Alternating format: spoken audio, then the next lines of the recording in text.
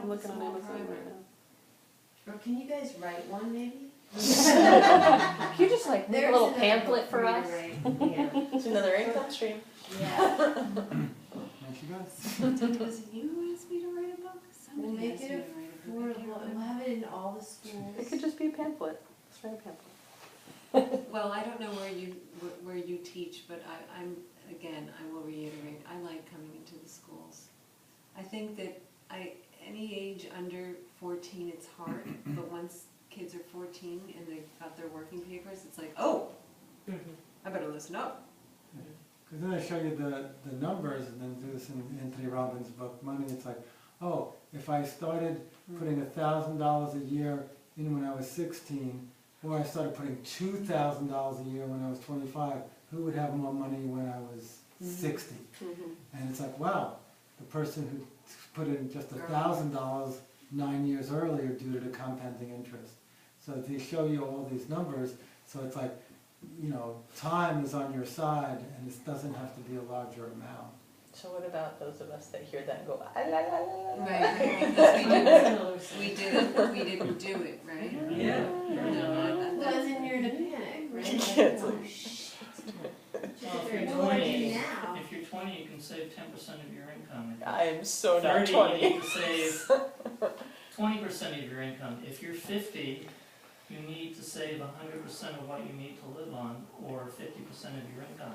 Now, you're going to change your lifestyle at 50 to go from saving nothing to saving 50% of your income?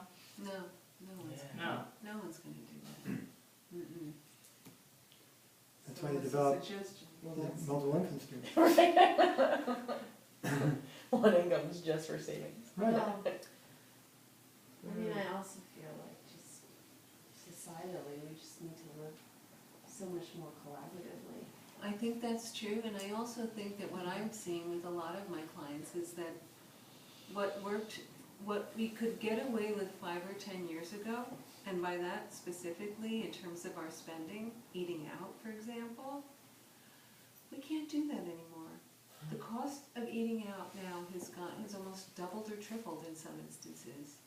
And so, as much as it seems like it's deprivation, it's so interesting, the psychology of when my clients first begin to take a break from the way they've been spending. And then all of a sudden they get giddy because at the end of the month they're not under that duress.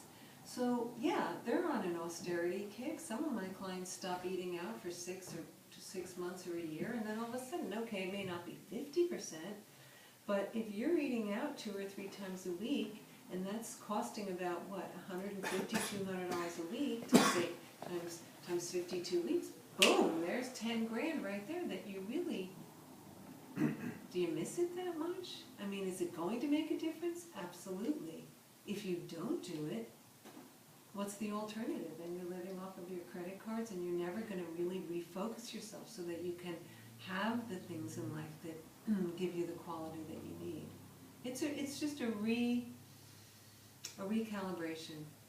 I walk up to 20-year-olds who I see smoking, and I go, Ah. I'll give you $1 million if you stop smoking. And they go, yeah, right. And I go, no, I'm serious. And they go, and I go, you have to Take prove it the to me. different, take the different, go ahead. And it's like, how do I do that? And so you take what you're spending on cigarettes, which is $10 a pack, $3,650 a year, and stick it in a Roth IRA, and when you're 65, you'll have proved it to me. And then they go like, because they're not getting it instantly. No, You know, it's all about instant gratification in this world. unfortunately, in a lot of instances it is, and that's another thing that I teach. Well said. If you can put away to young people 25% of your each paycheck, 25%, that leaves you 75% of your paycheck to do whatever you want. Well, about 50%, because the other 25 goes to taxes.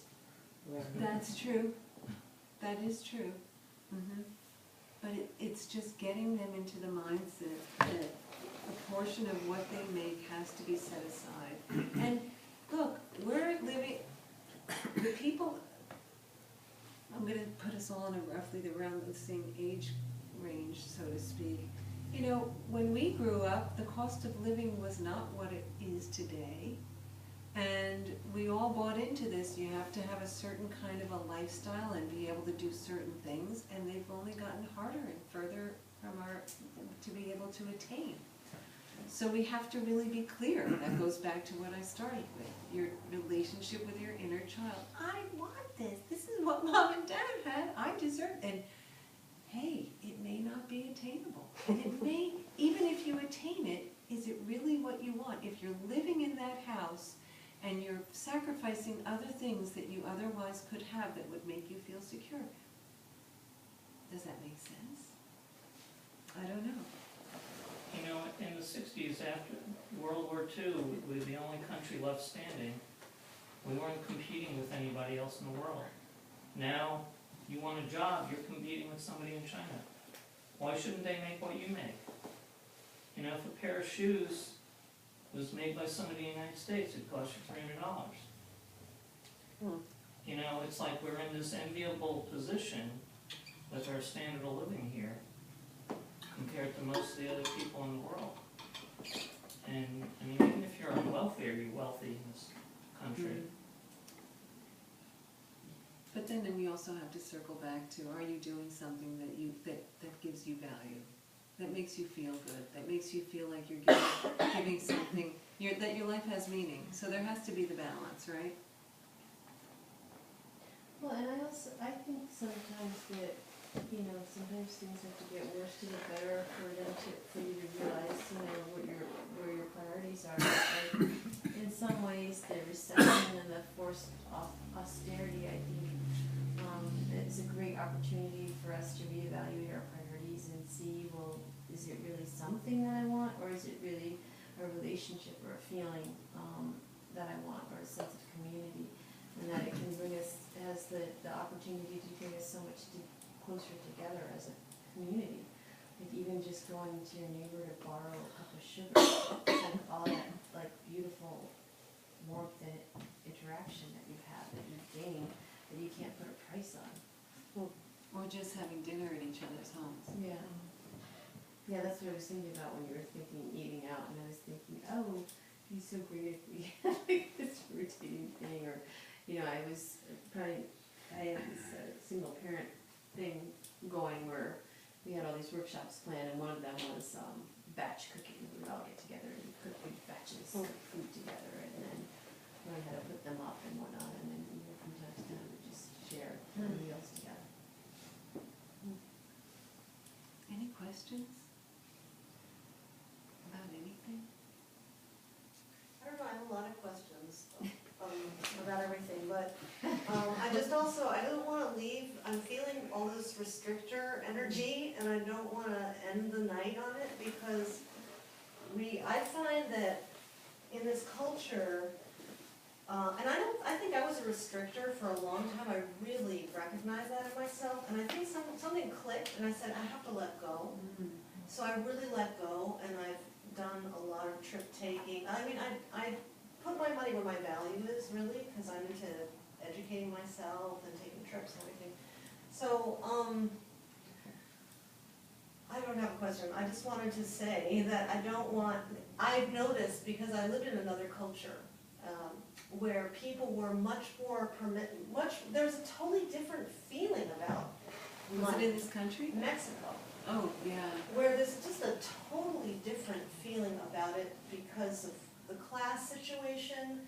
But I know a lot of the few middle class, and there's not a big middle class, but I know a lot of middle class people, but they really there wasn't an issue about money, but people would run out of it frequently. Is that a bad thing?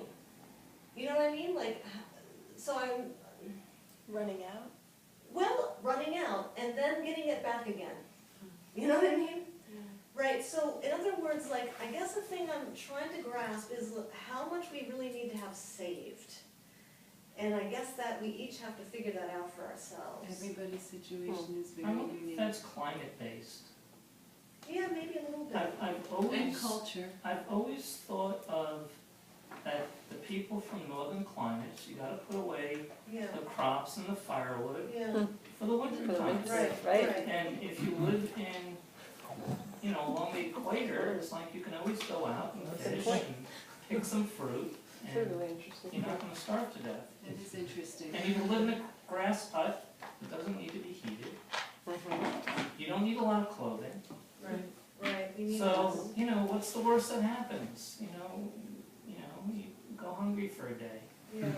Well, it's also the issue of shame, you know, around needing help from others, or, you know. Community, is there really community or, Yeah. yeah. If everybody's running out every now and then and needing help, you know, it's me now, but it'll be you. Yeah, You know I'm gonna get you right. when you need it, you know.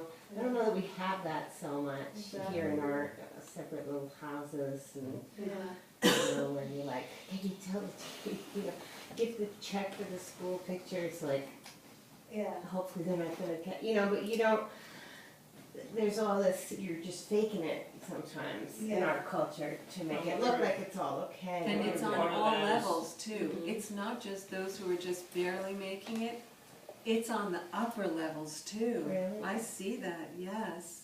How so? Yeah, what are they Because the people who are keeping up with the Joneses are really not keeping up. They're on credit card row. Yes, intense credit cards, So they're like- juggling They're credit plummeting cards. You don't have country any and- furniture when you come here. Or then you go to their house and they have no furniture. Like their house board, right? But they're driving the Mercedes. He was driving a Mercedes back then. Yes. So. I'm curious about patterns of couple dynamics. Oh, that's a whole. It's nother yeah, I bunch. bet. It's just when you were talking about the permitter versus the The restrictor. Yes. And it's my husband's a restrictor and I'm a permitter, and you know, like I wonder if there's just some normalness about that. Well, the way to make it normal is to really kind of work with a couple and get a very accurate snapshot of what is really going on. And then also through the couple working together to try and become more mindful of what's coming in and what's going out. The excess that starts to come in gets put into a central pool. Some of it has to be allocated to pay off debt, but I'd like to create what I call, this is also for all of you, a mad money fund. I like to call it that because that way, when that money is set aside, for example, I started this idea when I had little kids, and if the babysitter was sick or one of the children was sick, and didn't spend that $60, put it into the mad money fund, because then all that is saved money.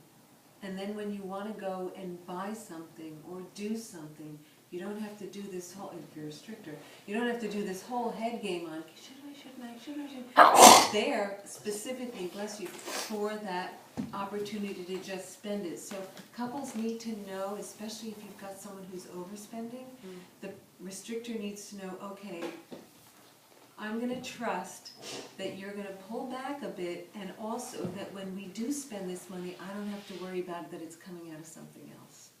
There has to be a real fine tuning. Mechanized it, have 3 checking accounts. You each have your own, and you have a group one for the common bills. Yeah. That's complicated. Yeah. Not really.